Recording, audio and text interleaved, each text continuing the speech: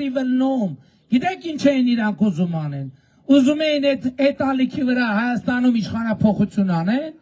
որ հետո գան ասեն դե նա է խոստացել, հիմի պետք է խոստա, իրա խոստում պետք է ուզած կատարենք, որ պատերազմ չլինի, նախ մենք բնակարար չենք խոստացել, եւ ես բացեք նայեք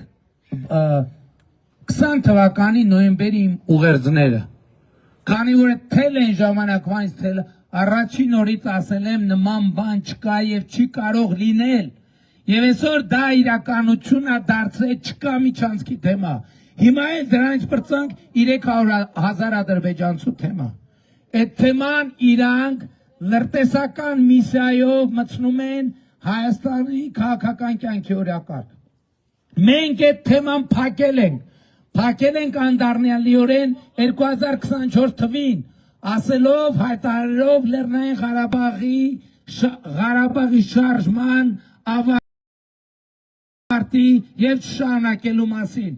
Այո, մենք փակել ենք 500,000 հայ Ադրբեջան վերադառնալու թեման եւ դրանով իսկ փակել ենք ադրբեջանցիների վերադառնալու թեման։ Հիմա իրանք բացում են եւ ղարաբաղցիների վերադարձի թեման, դրանով իսկ բացում են նաև փորձում են բացել մյուս թեմաները։ Մենք դա թույլ չենք տալու։ Իրանք թույլ չեն տալիս նաև, որ Ղարաբաղի ժողովուրդը ի վերջո հանդարտվի։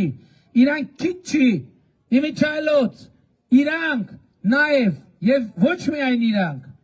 տարիներով, տասնյակ տարիներով Ղարաբաղի ժողովրդին պատանդ են պահել, գիտեք ինչի համար, այդ միջանցքը ստանալու համար, որ իբր Լաչինի միջանցքի դիմաց, պետք է մի հատ Մեղրիի միջանցքը լինի։ Մենք ենք կասեցրել այդ ծրագիրը, ես եմ կասեցրել այդ ծրագիրը, Մեղրին Հայաստանի անբաժանելի մաս է, որովհետև եւ միշտ լինելու է, որովհետև ես ամենադժվար պահին պինդ կանգնել եմ Հայաստանի տարածքային ամբողջականության դիրքերում, եթե մենք շարունակեինք, եթե իրանք բան են ասում, Լաչինի միջանցք էին ասում, իբր իրանք օրակարգ են բերել տենց մեծ հարց, Լաչինի միջանցքի թեման բերվել է Մեղրին Հայաստանից օտարելու համար եւ ես եմ կանգնեցրել այդ թեման, Մեղրին Հայաստանի անբաժանելի մաս է, իրանք Մեղրին տալու համար հոկտեմբերի 27 են արել, իշխանափոխություն են արել, հեղաշրջում են արել եւ ահա այդ սրանք, այս պատերազմի եռագլուխ կուսակցությունը դրանք Մեղրին տվողների խումբն է եւ իրանք պետքա Հայաստանի պետության համար դատվեն եւ տասնամյակով բաց նստեն, տվեք ինձ այդ մանդատը, ես ասում եմ, բոլոր գծերը անցել են, Կալուգացի օլիգարխը, Ռոբերտ Քոչարյանը, են բելարուսացի են մեկը, պետքա նստեն բանտ, իսկ տվեք այդ մանդատը, նրանք պետքա տասնամյակ անցկացնեն բանտում, եւ ես ձեզնից մանդատ եմ ուզում, այդ պլանը իրագործելու համար, եւ ես ձեզ ասում եմ, նրանք Մեղրին տվողներն են, ես ձեզ համար ապահովել եմ Հայաստանի տարածքային ամբողջականությունը եւ Մեղրին Սյունիքը հարատև Հայաստանի Հանրապետության անբաժանելի մաս է, սրա մասին այս ընտրությունները։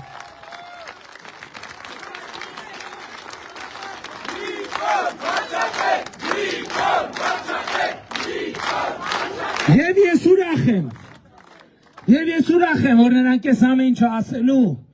առիթ են տալիս, հակառակ դեպքում ես չէի ասելու, ես երեք գնացել եմ տուն, հեռուստացույց եմ միացրել, YouTube-ում բան եմ նայում, մեկ է գովազդ է բերում, ասենք ոչ քաղաքական բաներ եմ նայում, որ մի քիչ ամբողջ օրը հիմի մանավանդ կա, ինչ որ մի բան եմ նայում, ֆիլմ եմ նայում, մեկը գովազդ է, մի հատ կին երեխու հետ մտնում ամանկապարտեզ հայերեն, գովազդ, ասում է դե երեխուս բերել եմ մանկապարտեզ ընդունեք բան, տնօրենն էլ, մանկապարտեզի տնօրենը, տենց կիսա ժպիտով, ասում է դե գիտեք ինչ, Սաֆարովի երեխեքին ընդունել ենք, ձեր երեխեքին չեն կարող, ես ասում եմ այդ հոլովակը նկարողը հոգեկան հիվանդ է, իսկ այդ հոլովակի պատվեր տղողը լրտես է, Կալուգացի դու նստելու ես բանտում տասնամյակներով, դու նստելու ես բանտում տասնամյակներով, որպես Հայաստանի պետության դեմ գործող լրտես։